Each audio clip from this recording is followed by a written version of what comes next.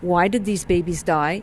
And was there a link between COVID vaccination? A question we were all allowed to ask. We were freely prior to that, and all of a sudden she's being disciplined for asking that question, when in fact that is the job that we would expect of a police officer in her unit doing this investigation. She needs to be able to ask that question freely, and she's doing that job with integrity and courage, and so that's what's important. Constable Helen Grus took the witness stand and testified during her own disciplinary tribunal proceedings on Monday, May 27th. This is Robert Kraychik for Rebel News, reporting here in Ottawa, Ontario. Helen Grus, an officer with the Ottawa Police Service, worked in the Sexual Assault and Child Abuse Unit, SACA, the SACA unit. She is accused of having committed discreditable conduct by the Ottawa Police Service. If she's found guilty of that during this disciplinary tribunal, she can face either demotion or termination. Helen Grus is accused of having been insubordinate for inquiring about a possible linkage between the so-called COVID-19 vaccines and an uptick in infant deaths that had been brought to the attention of the OPS, specifically her unit. Keep in mind that not all infant deaths in the city are investigated by the OPS, but after the rollout of the so-called vaccines, there was something like a 200% increase in the numbers of infants who had died that had to be investigated by the OPS. During her testimony, Helen Grus reflected on a performance review that was issued to her at the beginning of 2023 for the year of 2022. And in that performance review, she was praised as being a team-driven officer. She was also praised for being helpful with her other colleagues. She was also said to have met or exceeded all expectations of her role as an officer with the Ottawa Police Service. Here's some quotes that Helen Grus read from her 2022 performance review. She was said to have been, quote, always willing to assist her coworkers, unquote. She was also said to be operating in a, quote, professional manner, and she was always, quote, adhering to the OPS code of ethics.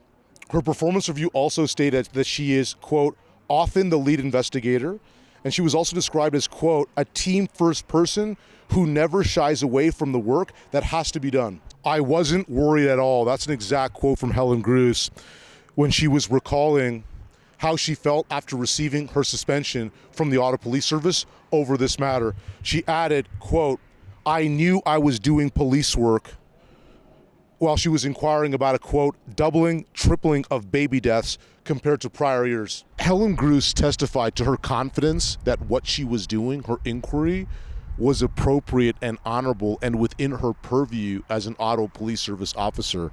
Here's a quote. I have a duty under my oath to investigate and to keep the public safe.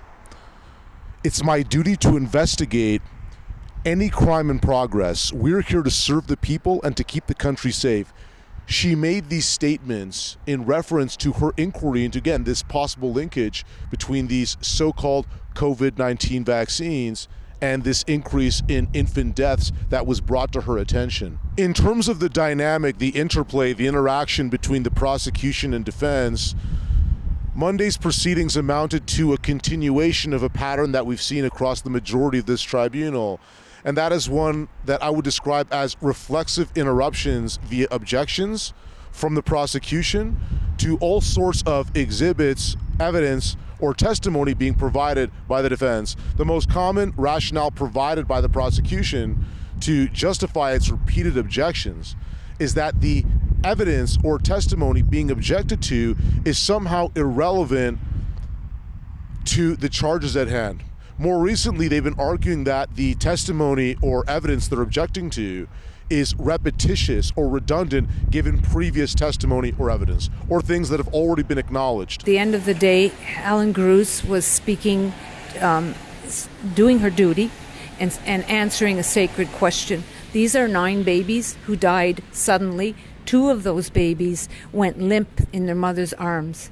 And so in history, that's something that none of us have ever experienced. So as grandmothers and mothers, for me, the reason for coming here is I'm a scientist, but that unites us all together around this sacred question. Why did these babies die?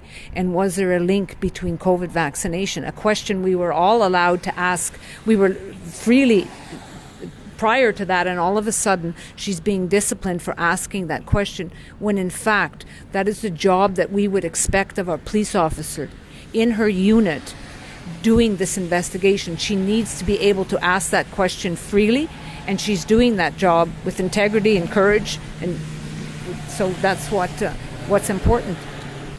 It seems like instead of just answering the fundamental question that's on the minds of millions of Canadians and millions of people around the world, is there a connection between this baby's death and the vaccination status of the mothers?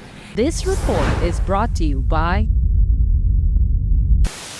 On June 15th, Canadians for Truth, in collaboration with Veterans for Freedom, is coming to Legacy Place in Red Deer, Alberta, to present Veterans for Freedom, From Service to Solutions, featuring insights from Canada's military veterans. This event offers a unique opportunity to connect with recent veterans who provide a behind-the-scenes look at the issues shaping Canada's future. This event will feature 6 dynamic presentations by esteemed Canadian veterans. Hear from a former intelligence officer with 30 years of national security experience and an Air Force squadron leader who has served with the Canadian and British Armed Forces, and others with unique and compelling experience. Their first-hand insights provide a unique perspective on the challenges and opportunities ahead. Visit canadiansfortruth.ca/events to secure your seats. This full-day event features speeches, networking, food and refreshments, and a special evening presentation of Fire and Ice with NHL legend Theo Fleury and Canadian business leader Joseph Bourgault. Don't miss your chance to hear from inspiring veteran speakers, connect with like-minded individuals, and discover what you can do to make a difference. To learn more and to get your tickets to this unforgettable event, go to www.canadiansfortruth.ca/events right now. Seize this opportunity and hear directly from our veterans whose sacrifices, experiences, and commitment to service provide invaluable perspectives that enrich our understanding of the challenges facing our country. Get your tickets today. More broadly, more fundamentally, the prosecution has argued repeatedly that its objections are intended to protect, to maintain the efficiency of the tribunal's proceedings. In other words, the prosecution is presenting itself as being mindful of taxpayer resources being spent on this tribunal. They are acting as if they want to make sure that justice is done as efficiently as possible and that taxpayer funds are not wasted on irrelevant testimony or evidence. However, the ironic opposite outcome of these repeated interruptions and objections is that there is a slowing down, a delaying of justice being administered. Now, Bathsheba Vandenberg, one of Helen Grus's lawyers, made the point that it is only Helen Grus that is losing money on this whole tribunal. It is her that is paying out of pocket for her legal defense fees. It is her that is spending time here. Everyone else who is an operator or actor in these proceedings is being paid to be there. Whether it's the hearing officer, whether it's the defense counsel, whether it's the court stenographers, whether it is the prosecution lawyers, everyone's being paid to be there. It's only Helen Grus that's being bled dry by these proceedings. As you'll see behind me, this yellow caution tape was placed by the Ottawa Police Service here today specifically as a form of crowd control to make sure that too many people don't get close to the front doors or enter the building. Also, these front doors are usually open during operational hours. Today they're closed. You have to get it opened by an officer from the inside. Again, this is all done to reduce the amount of people entering the building because there's an increased degree of public interest in attending the proceedings this week because this tribunal is expected to end this week. Also, there have been more police officers on staff dedicated exclusively to this sort of informal crowd control. I counted something like 6 or 8 police officers yesterday working the full day just doing that. And keep in mind that the types of people coming here are severely normal people, to borrow a descriptor from Ezra Levant. And also, yesterday, maybe it was about 24. Today, fewer than 24. So not really that many people, justifying 6 or 8 officers dedicated exclusively to operating as a sort of security presence to deal with these severely normal people. When Helen Grus was providing her rationale for beginning this inquiry, the impetus for it, she included several anecdotes. She had spoken with something like 4 police officers and 2 firefighters who had told her that they had experienced adverse effects, that they had been harmed and damaged physiologically after receiving these so-called COVID-19 vaccines.